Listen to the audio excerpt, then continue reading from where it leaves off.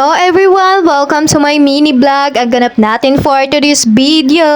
At ito nga yung ganap namin nung Sunday. Late na tong upload ko kasi naman sumakit talaga yung ulo ko. At tara, samahan nyo kami magsimba. Let's go! At nag-almusal nga lang kaming dalawa. Tapos pagkatapos na mag-almusal, syempre naligo na para makaalis na kaming dalawa nga lang ng bibibusing ko. Inatid lang kami ng asawa ko sa sakayan. At pagkatapos namin maligong dalawa, umalis na rin kami at sumakay na. Malapit nga lang to dito sa amin kaya naman nakarating kami agad. At pagkarating nga namin malapit na matapos. At pagkadating nga namin pumasok na agad kami sa loob. At buti nga nakisama yung bibibusing ko, hindi siya talaga nagligalig. Alam niya atang dalawa lang kami. Wala siyang kakampi. Chares! Wala yung ama niya eh. Hindi nga rin nagtagal na tapos na at lumabas na kami at pumunta kami sa sasakyan. Syempre, uuwi na kami. Naisip ko nga dumaan kami sa mall. Sabi ko kasi pipicturan ko na naman siya. At yan na nga bumiyahin na kami papuntang mall. At tingnan nyo naman, napakaaga namin. Sarado pa. At yan na nga nag-antay lang kami at pinalakad-lakad ko rin muna yung bibibusing ko dyan. Naghanap nga kami ng pwede naming upuan at matambayan. Kasi naman sabi ko, aantayin na natin baby kasi sayang yung outfit mo kung hindi kita mapipicturan. At sayang din yung pamasahe natin. Nandito na tayo kaya go, go, go. Kaya naman pinicturan ko talaga siya.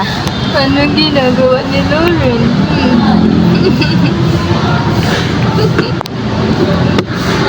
Okay. Tap, tap. Tap, tap, tap, tap, tap. Tap, tap.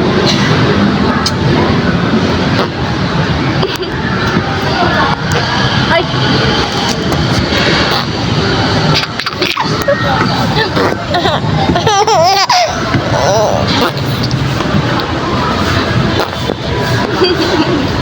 Oh, may damit.